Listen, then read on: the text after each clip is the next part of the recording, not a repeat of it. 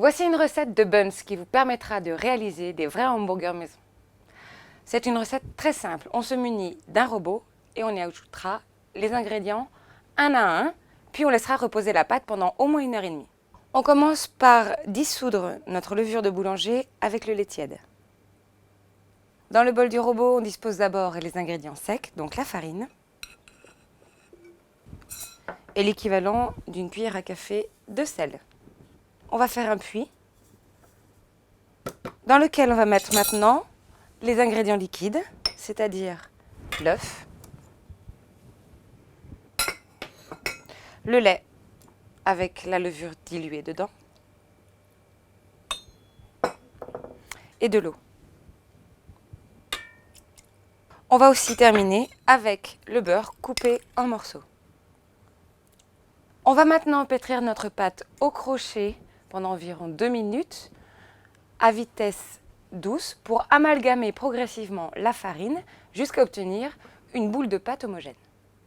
Une fois que la pâte se décolle des parois de notre bol de robot, on va reprendre le pétrissage. Cette fois, on accélère la vitesse jusqu'à obtenir une pâte bien lisse. On obtient une pâte bien lisse et élastique.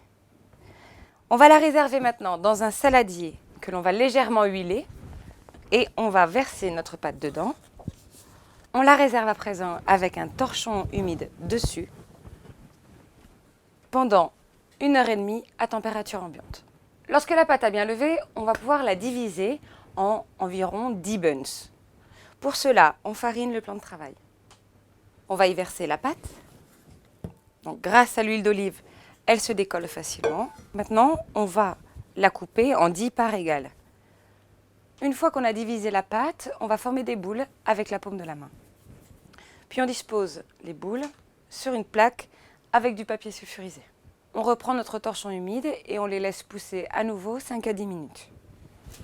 Une fois qu'on a divisé la pâte, on va rouler chaque morceau dans les paumes de la main pour former des boules. Après la deuxième pousse, on va parsemer le dessus des buns avec des graines de sésame blanches. Avec un pinceau humide, on va humidifier le dessus. On va séparer les buns pour éviter qu'ils ne se collent à la cuisson.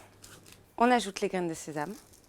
On préchauffe notre four à 200 degrés et on va enfourner les buns environ 15 minutes jusqu'à ce qu'ils soient bien cuits et dorés. N'oubliez pas, cette pâte doit se cuire dans une atmosphère légèrement humide, donc on placera dans le fond du four une coupelle avec de l'eau froide. Lorsque les buns sont cuits, on va les laisser refroidir sur une grille et puis il ne restera plus qu'à les couper et les garnir à votre façon.